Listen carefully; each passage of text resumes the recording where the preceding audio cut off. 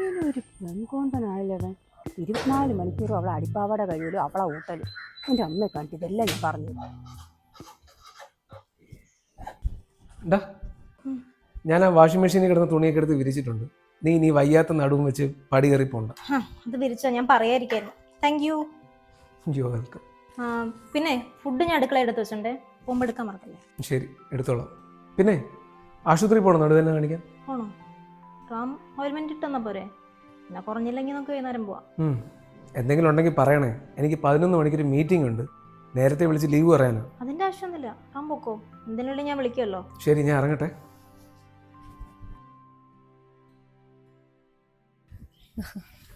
ചേച്ചി, സുമേ, മോന്റെ വീട്ടിൽ വന്നതാണോ? അതെ, അവൻ എന്നെ വിളിച്ചിരുന്നേ. ശ്രുതിക്ക് എന്ത് സുഖമില്ലാതിരിക്കുന്നു, അമ്മ ഒന്ന് ഇടയ്ക്ക് പോയി നോക്കണേന്ന് പറഞ്ഞായിരുന്നു. ഓ, പിന്നെ അവന് ഭയങ്കര സ്നേഹമാണല്ലോ. നാട്ടുകാരെല്ലാം കാണുന്നുണ്ട്. ചേച്ചിയോടായതുകൊണ്ട് ഞാൻ തുറന്നു പറയാം. എന്താ സുമേ? അവളൊരു മടിച്ചിയാ. അവളിതെല്ലാം വെറുതെ പറയുന്നതാ. അവനാണെങ്കിൽ അവളെ താളത്തിനൊത്ത് തുള്ളി നാട്ടുകാരെ ചീത്തപ്പേര് വാങ്ങിക്കിട്ടുന്നുണ്ട്. നീ എന്തൊക്കെയാ സുമേ ഈ പറയുന്നേ? ചേച്ചി, അതെനിക്കിപ്പോ ഇവിടെ ഒന്നും പറയാൻ പറ്റത്തില്ല. ചേച്ചി എൻ്റെ കൂടെ വാ. നീ എന്താന്ന് വെച്ചാ ഒന്ന് തെളിച്ച് പറ സുമേ. ചേച്ചി, ഇവിടെ നാട്ടുകാർ അവനെ വിളിക്കുന്നതേ പെൺകോന്തനെന്നാ. ചേച്ചി എങ്ങനെ വളർത്തിയ ചെറുക്കനാ. എനിക്കത് കേൾക്കുമ്പോൾ എന്ത് വിഷമോന്നറിയാവോ. അതാ ഞാൻ ഇത്രയെങ്കിലും പറയാന്ന് വെച്ചത്. അതിനിപ്പോ എന്താ, അവര് രണ്ടുപേരും ജോലിക്ക് പോകുന്നവരാ. അവനെ കൊണ്ട് പറ്റുന്ന രീതിയിൽ അവൻ അവളെ സഹായിക്കുന്നു, അത്രയല്ലേ ഉള്ളൂ. ഇതൊക്കെയാണോ ചേച്ചി സഹായം? ഞാൻ ഇന്നലെ നോക്കിയപ്പോഴേ അവളെ അടിവസ്ത്രം നനച്ച് അവൻ അശേവിരിക്കുന്നത്. എനിക്ക് തന്നെ അത് കണ്ടപ്പം ഈ എന്തൊരു നാണക്കേടാ തോന്നിയേ. ഇവിടെ നാട്ടുകാരൊക്കെ ഇത് കാണുന്നുണ്ട്. അവക്കിപ്പം വയ്യാതിരിക്കുമല്ലേ, അതുകൊണ്ടാവും അവൻ കഴുകി കൊടുത്തത്.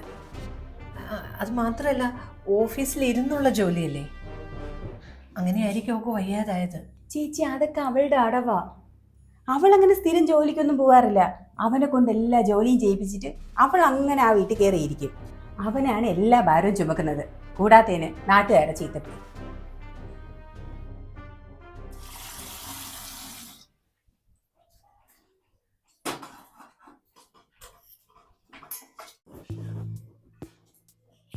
റാം, ഇന്നും നീ തന്നെ അടുക്കളയില്? ഇതൊക്കെ ശ്രുതി ചെയ്യേണ്ടതല്ലേടാ?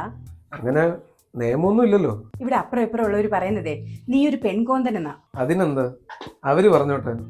അവരൊന്നും അല്ലല്ലോ ഇവിടെ ചെലവിന് തരുന്നത്. ഞാനും ശ്രുതിയും പണിക്ക് പോയാലേ ഈ വീട്ടിലെ ചെലവ് കിടക്കത്തുള്ളൂ. ഇന്നലെ അവള് വൈകിയാ കിടന്നത്, പീരീഡ്സാ. അതുകൊണ്ട് ഇന്ന് രാവിലെ ആഹാരം ഉണ്ടാക്കാൻ ഞാൻ കയറി. അതിനിപ്പോ എന്തോ കുഴപ്പം? ഈ പീരീഡ്സ് എന്ന് പറയുന്നതേ നിന്റെ അമ്മയ്ക്കും എനിക്കും എല്ലാവർക്കും ഉള്ളതാ എന്നും പറഞ്ഞേ വീട്ടിലെ പെണ്ണുങ്ങൾ ഇങ്ങനെ കയറി കിടക്കുന്നതാണോ പതിവ്? അതിന് അന്നത്തെ കാലം അല്ലല്ലോ ഇന്ന്. ശ്രുതിക്ക് പിന്നെ പൊതുവെ എപ്പോഴും വയ്യായ്മയും ഉറക്കമൊക്കെ തന്നല്ലോ. ഇപ്പൊ കുറെ പുതുമ പിടിച്ച പെൺപിള്ളേരുണ്ട്. കുടുംബകാര്യവും വീട്ടുകാര്യവും ഒന്നും നോക്കാൻ വയ്യ. നീ എനിക്ക് കുറച്ച് പഞ്ചസാരതാ, ഞാൻ അത് മേടിക്കാനാ വന്നത്. 1 കിലോ പഞ്ചാര ഒന്ന് പോയി തരും.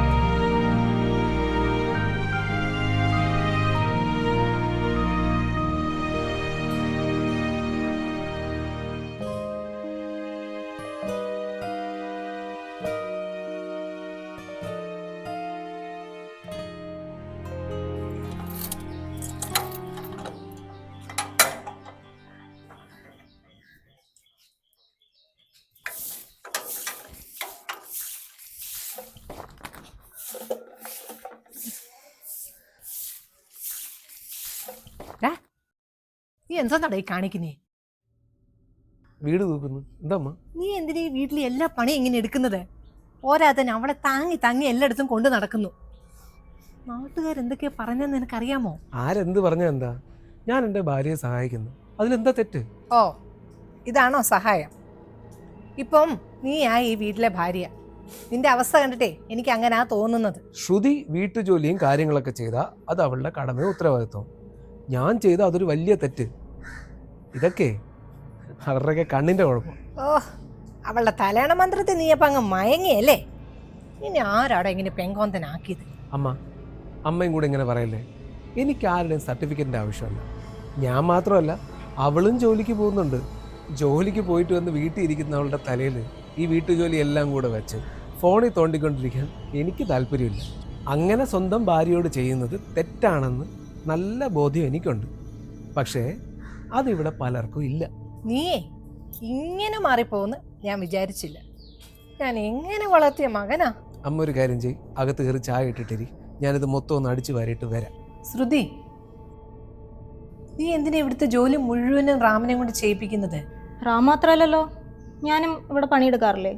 പിന്നെ നമ്മൾ സമയമുള്ള പോലെ അങ്ങോട്ടും ഇങ്ങോട്ടും ഹെൽപ്പ് ചെയ്യും. നാട്ടുകാരെന്തൊക്കെയാ പറഞ്ഞെന്ന് നിങ്ങൾക്കറിയില്ല. നാട്ടുകാർക്ക് പറയാനാണ് പാട്. ചേച്ചി, ദേവി ചേച്ചി ഒന്ന് വന്നേ ചേച്ചി. എന്താ സുമേ?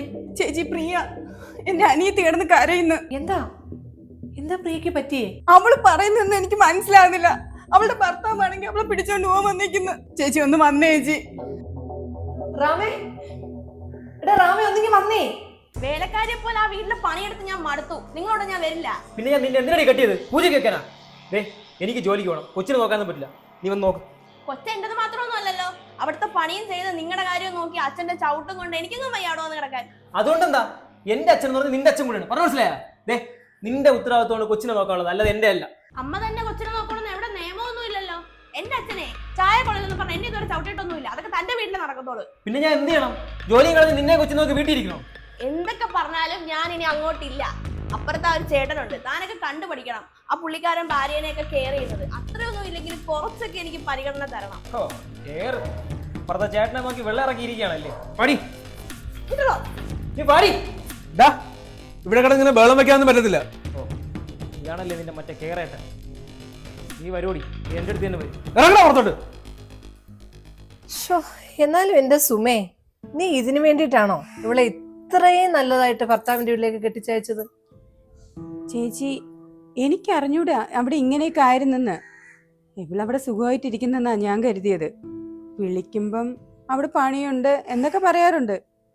ഇങ്ങനെ അവൻ്റെ അച്ഛൻ്റെ അമ്മയുടെ അനിയത്തിയുടെ തുണിയും കഴുകി കുഞ്ഞിന്റെ കാര്യവും നോക്കി അവിടെ ഒരു വേലക്കാരിയെ പോലെ കഴിയണമെന്ന് എനിക്ക് അറിഞ്ഞൂടായിരുന്നു. ഞാൻ 5 മണിക്ക് അടുക്കള കയറുന്നതാ. അതിനിടയ്ക്ക് 10 വട്ടം അയാൾ വിളിക്കും. 10 വട്ടം അയാൾ അച്ഛനും അമ്മയും അനിയത്തിയും വിളിക്കും. 10 വട്ടം കൊച്ചു കരയും. എല്ലാം ഞാൻ തന്നെ ചെയ്യണം. അവിടെ ഓടി എത്തുമ്പോഴത്തേനും കറി കരിയും. അതിനിടയ്ക്ക് ഒന്ന് ടോയ്ലറ്റിൽ പോകാൻ പോലും നേരം കിട്ടാറില്ല എനിക്ക്. അവരോടൊക്കെ ഒന്ന് സഹായിക്കാൻ പറഞ്ഞു കഴിഞ്ഞാൽ അപ്പൊ പറയും പിന്നെ നിന്നെ നിന്നെ കെട്ടിക്കൊണ്ട് വന്നേന്ന്. സത്യം പറഞ്ഞ ഹണിമൂണ് വരെ ഞാൻ അയാളുടെ കൂടെ ഒരു 1/2 മണിക്കൂർ ഇരുന്നിട്ടുള്ളത്. ബാക്കി ജീവിതം മൊത്തം അടുക്കളയിലായിരുന്നു. സുമേ, ഞാൻ നിന്റെ വാക്കും കേട്ട് എൻ്റെ മോനെ വെറുതെ തെറ്റിദ്ധരിച്ചു. അവൻ്റെ ഭാര്യയെ സഹായിക്കുന്നതും സ്നേഹിക്കുന്നതും ഒക്കെ ഒരു പെങ്കോന്തനായതുകൊണ്ടൊന്നും അല്ലെന്ന് എനിക്ക് ഇപ്പം മനസ്സിലായി. അതെ, നിങ്ങൾ രണ്ടുപേരും ഒരു കാര്യം മനസ്സിലാക്കണം. ഒരു ഭർത്താവ് ഭാര്യയെ സഹായിച്ചു, വീട് പണിയെടുത്തു എന്നുള്ള കാര്യങ്ങളൊന്നും ഇത്ര പെരുപ്പിച്ച് കാണേണ്ടതൊന്നുമില്ല. ഇതൊക്കെ വളരെ നോർമലാണ്. ഞങ്ങളുടെ വീട്ടിലെ പണി ഇവളുടെ മാത്രം ഉത്തരവാദിത്വമല്ല. വേലക്കാരിയാക്കാനല്ലോ ഞാൻ അവളെ കെട്ടിക്കൊണ്ടു വന്നത്. എൻ്റെ അടിവസ്ത്രവും കഴുകി ബെഡ്റൂമിൽ ഇരിക്കാനാണെങ്കിൽ ഇവളുടെ ലൈഫിന് എന്ത് അർത്ഥമുള്ളത് അമ്മ? എനിക്ക് ഓർമ്മയുണ്ട്, ഞാൻ കുഞ്ഞായിരുന്നപ്പോൾ അമ്മ എന്നെ ഒക്കത്ത് വെച്ച് വീട്ടിലെ പണിയെല്ലാം ഒറ്റയ്ക്ക് ചെയ്തുകൊണ്ടിരുന്നത്. ഒരാൾ പോലും എൻ്റെ അമ്മയെ സഹായിക്കുകയോ എന്നെ നോക്കുകയോ ചെയ്തിട്ടില്ല, സ്വന്തം അച്ഛൻ പോലും. ഇതൊക്കെ കണ്ട് വളർന്നുകൊണ്ടായിരിക്കാം എൻ്റെ ഭാര്യയ്ക്ക് അങ്ങനത്തെ ഒരു അവസ്ഥ വരരുതെന്ന് ഞാൻ ചിന്തിച്ചു. അന്ന് ഞാൻ ഉറപ്പിച്ച എൻ്റെ അച്ഛനെ പോലെ എല്ലാം ഭാര്യയുടെ തലയിലാക്കി പത്രവും വായിച്ച് കാലുമേ കാലുവിട്ടിരിക്കുന്ന ഒരാളാവത്തില്ല ഞാൻ. സത്യവാ, ഒരു മനുഷ്യൻ ചെയ്യേണ്ട ബേസിക് കാര്യങ്ങൾ പോലും പെണ്ണിന്റെ റെസ്പോൺസിബിലിറ്റി ആയിട്ടാണ് എല്ലാവരും കാണുന്നത്. ഞാൻ എന്റെ പ്രശ്നങ്ങളൊക്കെ ചേച്ചിയെ വിളിച്ച് പറഞ്ഞപ്പോൾ ചേച്ചി അത് സിമ്പിളായിട്ട് എടുത്തു. ഞാൻ കരുതി ഇതായിരിക്കും വിവാഹ ജീവിതം എന്ന്. ശരിക്കും പറഞ്ഞാൽ പ്രിയ പറഞ്ഞു കാണും അവിടെ നിന്ന് രക്ഷപ്പെടണമെന്ന്. പക്ഷെ ആ അർത്ഥം സുമ ചേച്ചിക്ക് മനസ്സിലായി കാണില്ല. ഇനിയെങ്കിലും ആ നരകത്തിൽ കൊണ്ട് ഇവളെ വീണ്ടും ഇടാതെ ഉത്തരവാദിത്വമുള്ള ആരുടെങ്കിലും കയ്യിൽ അവളെ ഏൽപ്പിക്കും. നിങ്ങളുടെ ഭാഷയിൽ പറഞ്ഞ ഒരു പെൺകോന്തൻ്റെ കയ്യിൽ.